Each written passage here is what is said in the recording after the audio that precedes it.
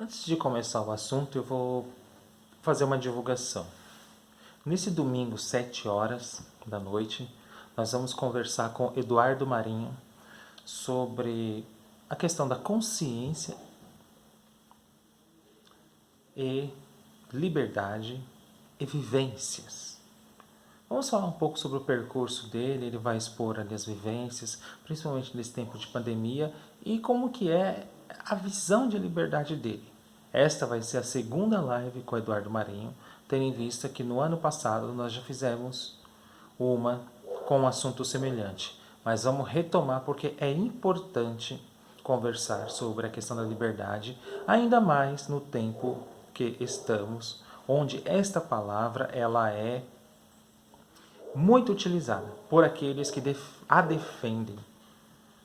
Hoje eu escutei o Jornal da Cultura e estavam dois filósofos, o Mário Sérgio Cortella e o Marcos Nobre, o presidente do SEBRAP. Aquele velho SEBRAP que tinha o José Arthur Gianotti como membro. E o Marcos Nobre ele fez um comentário interessantíssimo em relação a essa ideia de liberdade na visão dessa gente aí à direita. A liberdade deles, segundo o Marcos Nobre, é a liberdade para destruir. Ponto. Destruir o meio ambiente, destruir a educação, destruir a saúde e destruir a vida das pessoas. Essa é a visão de liberdade deles. Então nós vamos conversar com Eduardo Marinho e ele vai expor a visão dele em relação à liberdade. Tá? Fechado esse parênteses, o que eu quero conversar com vocês hoje, eu até separei aqui no tablet, é sobre a estratégia desse novo acécla, esse acéfalo que está aí, que é o Sérgio Moro. Vocês sabem quem é esse rapaz, né? Um juiz que se corrompeu, entrou num governo protofascista e que ele também tem essas tendências a este respeito. Basta vocês verem aí todas as inclinações dele em relação ao que ele pensa de governo. Se é que ele sabe qual é o pensamento que ele tem de governo. Aliás, em relação a isso, a gente precisa pensar o seguinte. Qual que é a estratégia dele? Qual que é a visão de país dele? Bolsonaro fez uma fala que eu achei interessante. Única. Ele falou, quero ver o Sérgio Moro falando num caminhão, num palanque. Se soltá-lo no Acre e perguntar para ele qual é a capital de vários estados, ele não sabe dizer porque ele não tem a mínima noção do nosso país. A única visão dele é em relação a um assunto, que é este assunto que eu vou conversar com vocês agora. Mas antes, peço para você que se inscreva, compartilhe, que é importante. E lembrando, veja a nossa live de domingo com o Eduardo Marinho. O debate, a gente pensou que nós aqui do canal, e antes de falar, precisamos expor aqui que o canal aqui ele não é partidário, ele não vai tratar de eleições no sentido de defender um candidato e outro, mas no sentido de promover a reflexão crítica e estimular a politização das pessoas. Não interessa quem vai vencer. O que interessa é o desenvolvimento da consciência crítica. Ponto. É isso. O Sérgio Moro, vocês sabem que é aquele juiz que assumiu e fez toda aquela forjada de provas. E aí, agora que ele se assumiu como candidato, a gente já vê um certo frisson em alguns setores que já estão encampando a campanha dele, como por exemplo aquele site Antagonista. Eles fizeram uma reportagem fazendo a comparação com o Lula, em que dizem que Sérgio Moro tem todas as condições de um debate contra o Lula. Ora, eu acho que essas pessoas eles não viram o Lula simplesmente jantando Sérgio Moro, quando este estava na condição de juiz, forjando todas as provas para prendê-lo. Mas a gente sabe, isso é o desejo deles nessa narrativa pró-Moro. Uma coisa é o desejo, uma outra coisa é a realidade, já dizia a psicanálise. Então o que eles querem é aquilo que está no fundo do inconsciente deles, que é o desejo de ver Moro ganhando, porque eles já viram que o Bolsonaro é um desastre, então eles querem promover esse rapaz. Existe uma reportagem que eu li aqui e que eu vou ler um trecho que resume muito bem a visão dele. E aí, a partir dessa visão, eu vou fazer um desdobramento filosófico sobre isso. Veja só, ele diz assim, ó. Moro afirmou ainda que Lula se atribuir os status de preso político é uma dessas versões alternativas. E aí, abre aspas, o Moro diz, tomei a decisão de condená-lo com a consciência tranquila, porque era o que determinava as provas. Disse também que o petista foi poupado da derrota porque os brasileiros tinham lembrança da corrupção e da recessão das gestões do PT. A reportagem diz assim, o título dela, que é do antagonista. Moro diz reverter condenação de Lula foi um gritante erro do Supremo. Não sei se vocês perceberam aqui que nesse segundo parágrafo da reportagem diz assim, porque os brasileiros tinham a lembrança da corrupção e a recessão das gestões do PT. Essa visão aqui é aquela visão que a Marilena Chauí coloca, que é a visão da classe média. O que é a classe média? Não vamos pensar a classe média em termos de financeiro, dinheiro, mas sim naqueles velhos liberais que estão ali entre a classe mais alta e a classe mais pobre. Está ali no meio. Ou, por exemplo, a gente pode utilizar um autor que é muito interessante para definir essa classe média, embora ele não utilize esse termo, mas ele utiliza um outro termo mais clássico, que é o burguês. Os sofrimentos do homem burguês, do Leandro Conder, que ele vai sofrer todas as influências ideológicas, políticas e alienantes. Esta é a classe média. Não tem um certo conhecimento, uma certa aquisição cultural, é alienante em vários aspectos e defende interesses dos quais não são os seus. Acham que estão numa determinada classe da qual não pertencem, mas mesmo assim defende o interesse dessa classe que não está. Esta é a classe média. E aqui essa pauta da corrupção demonstra o quê? A visão da política do Sérgio Moro e dessa classe média alienante que está aí. Que é o quê? Se resume no binômio roubar ou não roubar, na questão moral da corrupção. Os outros mecanismos de poder, que aí a gente utiliza a filosofia para pensar, até porque nós entendemos a filosofia aqui como um não saber. E, portanto, não sendo saber, nós precisamos buscar este saber para conhecer. Então, a partir disso eu tenho a consciência da minha ignorância, de não saber. Então, portanto, eu necessito saber algo que eu não sei. Então, eu busco constantemente, elaboro uma experiência em relação a isso para poder conhecer. Então, é isso que nós procuramos fazer aqui. E o exercício que está sendo feito aqui é justamente nessa reportagem, que é o quê? Mostrar que essa gente tem um desejo, psicanaliticamente falando. Ou seja, o desejo é uma manifestação de algo que você quer fazer, mas em certo sentido está reprimido. Porque a realidade é de um jeito, mas o seu desejo é de outro. Você deseja que as coisas sejam assim, embora a realidade não seja. E o desejo dessa gente, do antagonista, dessa gente que está desencampando de Bolsonaro para ir para Lula, para ir para Moro, é o quê? Tratar dessa questão da corrupção. A visão de política deles é só tratar disso, da corrupção. Ou seja, vou falar de uma maneira bem clara para vocês entenderem. O PT roubou. O PT roubou e não roubou. É só isso que sabem falar. E a pauta da discussão do Sérgio Moro nesses debates políticos será assim. E isso vai empobrecer ainda mais o debate político. Não sabemos, por exemplo, se Lula vai participar, se vai desenvolver um debate. O pessoal desenganou a população ao não escolher alguém porque vai encabeçar a propaganda, a política de Lula, e com isso deixa de ter ali uma promoção de debate mais radical no sentido de esclarecer e promover o debate. Então, a partir disso, parece-nos que vamos ter um debate completamente esvaziado, se houver, e sobretudo alienante.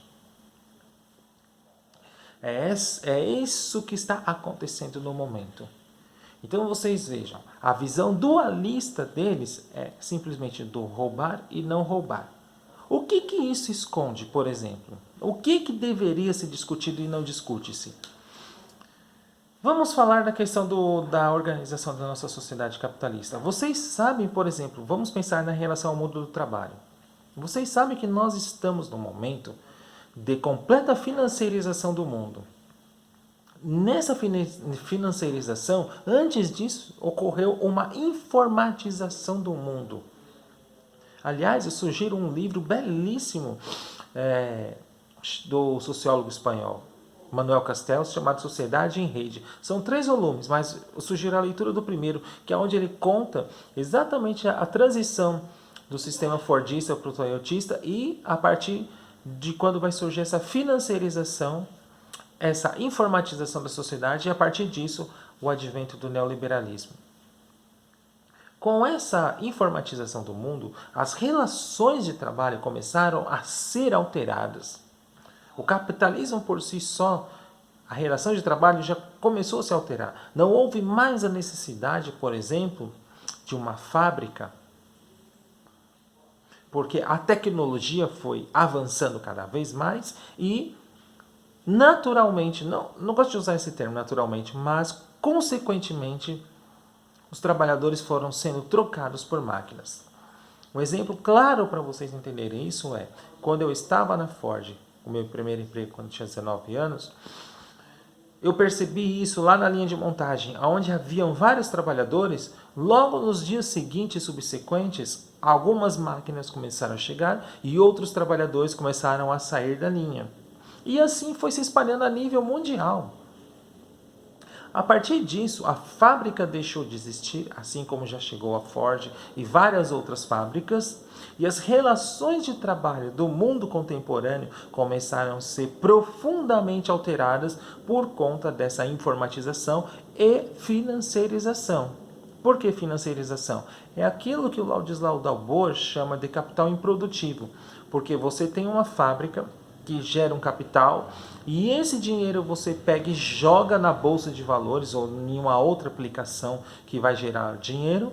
Você pega aquele dinheiro e aquele dinheiro vai se transformando em mais dinheiro. Você não o aplica na sociedade de modo a utilizá-lo para trazer um bem-estar a outras pessoas. As relações elas vão se tornando cada vez mais individualistas e quando o neoliberalismo entra de vez, cai como uma luva. Em termos políticos, nós temos um exemplo claríssimo em relação a isso. Nós deixamos da esquerda de falar sobre questões de trabalho, o mundo do trabalho, luta de classes, luta política, e muitas pessoas do setor da esquerda adotaram a pauta identitária. O que é a pauta identitária?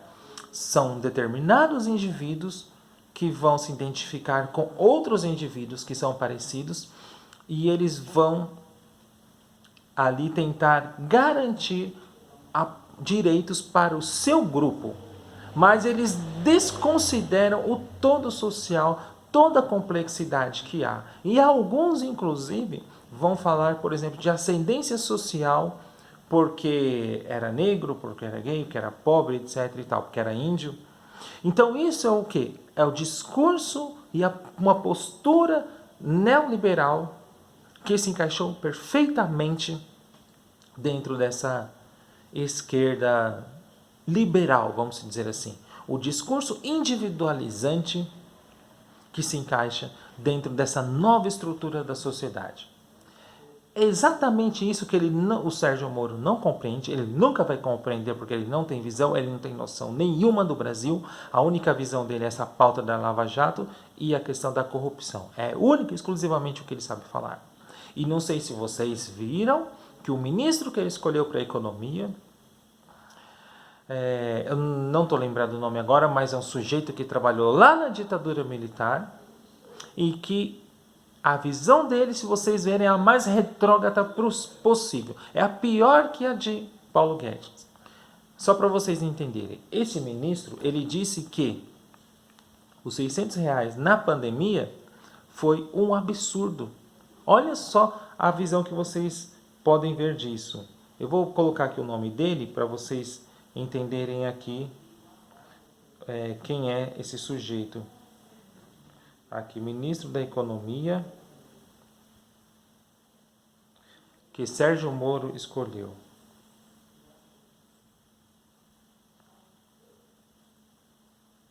Vamos ver aqui. Vamos ver aqui o nome do ministro, porque aí isso é importante da gente saber.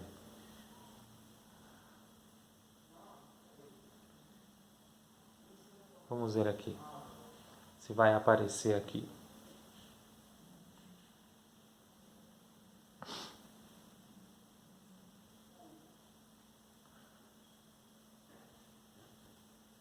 Aqui, ele colocou Afonso Celso Pastore. É esse o nome da pessoa. Foi esse Afonso Celso Pastore que disse que os R$ 600 não era necessário. Veja só a visão dessa gente. Na onda da pandemia, 600 mil pessoas morreram aqui nesse país. O país entrando num colapso total, uma desgraça total para os pequenos comerciantes, para as pessoas também que estavam em casa, que recebendo salários parciais. Ele disse que isso não era necessário. Então, esse posto Ipiranga mais o Sérgio Moro, eu arrisco a dizer, e com certeza, com uma hipótese bem falida, bem concreta, o Sérgio Moro ele é mais reacionário que Bolsonaro.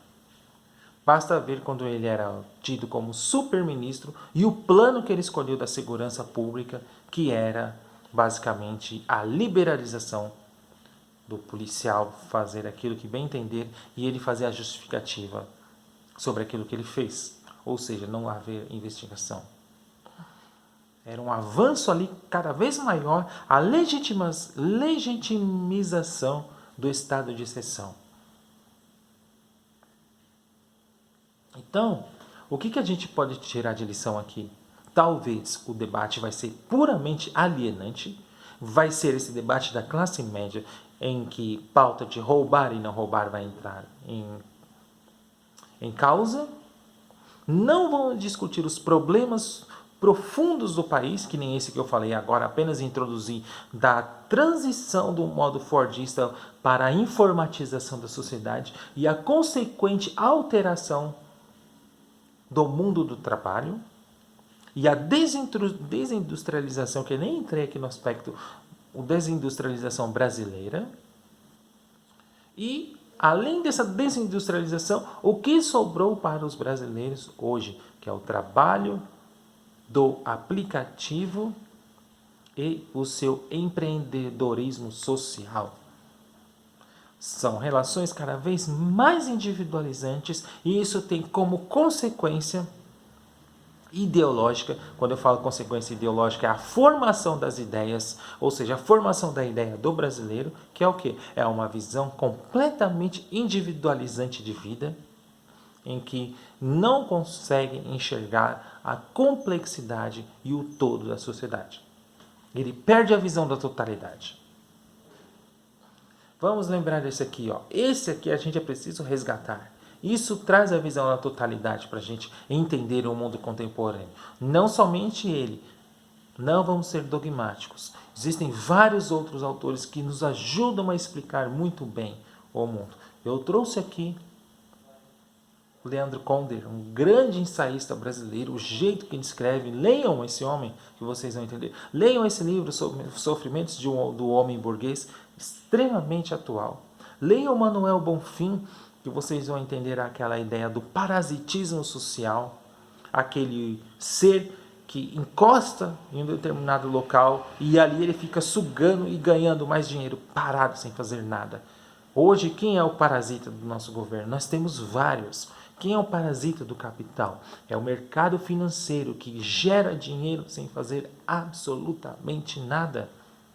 Nós temos que entender esses mecanismos, temos que entender por que a financiarização do mundo é altamente lucrativa, Precisamos entender a informatização do mundo, por que ela vai gerando cada vez mais desemprego entre a fábrica social e vai empurrando os homens para a sociedade, de modo que eles se virem a procurar mais empregos. Precisamos entender os mecanismos poderosos que o neoliberalismo vai formando a consciência das pessoas com um novo modo de vida. E precisamos entender as profundas alterações do capitalismo contemporâneo e a pobreza da esquerda atual, que não coloca o debate radical para as pessoas entenderem outra visão de sociedade. Porque uma palavrinha que hoje está fora de moda, luta de classes e revolução, essas palavras estão completamente descartadas do âmbito dessa gente. Parece que você falar em revolução e luta de classes é um grande absurdo.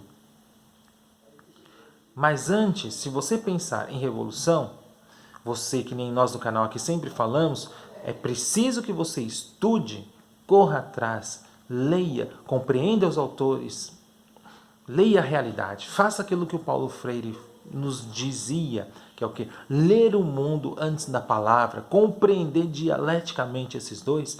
A partir disso você vai ter uma visão crítica do mundo. Você ler o mundo com seus olhos e com sua história de vida. Isso é ser um autor do seu próprio destino e começar a compreender o mundo de uma maneira crítica. Assim que é preciso que a gente faça.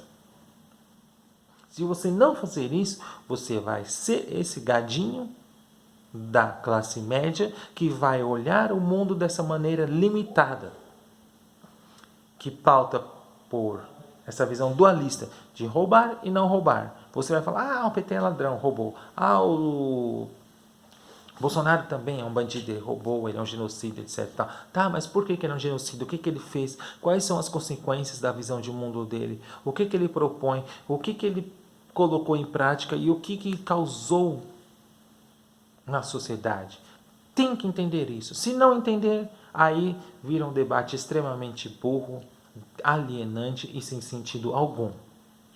A gente precisa entender, mergulhar nas águas profundas do capitalismo brasileiro e entender a complexidade desse país. A gente precisa fazer isso. Sem isso a gente não entende absolutamente nada. Aí eu volto àquela pauta que nós vamos conversar com o Eduardo Marinho no domingo. Você desenvolve a sua consciência de uma maneira mais crítica e a partir desse desenvolvimento crítico você vai tirando aos poucos aquele véu da sua visão ingênua e com isso, consequentemente, você vai conquistando a liberdade.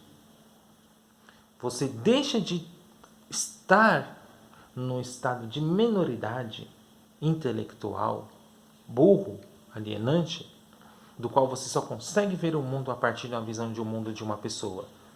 Você pega a visão desse mundo dessa pessoa, você compara, vê se está certo, se se encaixa ou não, e você faz a elaboração da sua visão. É um verdadeiro exercício de uma relação dialética, onde você chega a uma determinada conclusão por seu próprio exercício. Veja que essa gente não é capaz de fazer isso. Veja que esse site aqui, o antagonista que eu mostrei no tablet aqui, é um texto pobre. Não tem visão de mundo alguma. É uma coisa ridícula, da qual eles fazem apenas uma panfletagem barata, uma propaganda política ridícula que não faz sentido algum. Claro, para o gadinho vai fazer sentido. Olha só a outra coisa aqui que eles fazem. Deixa eu ver se está aqui. Não, nem está o texto mais, porque...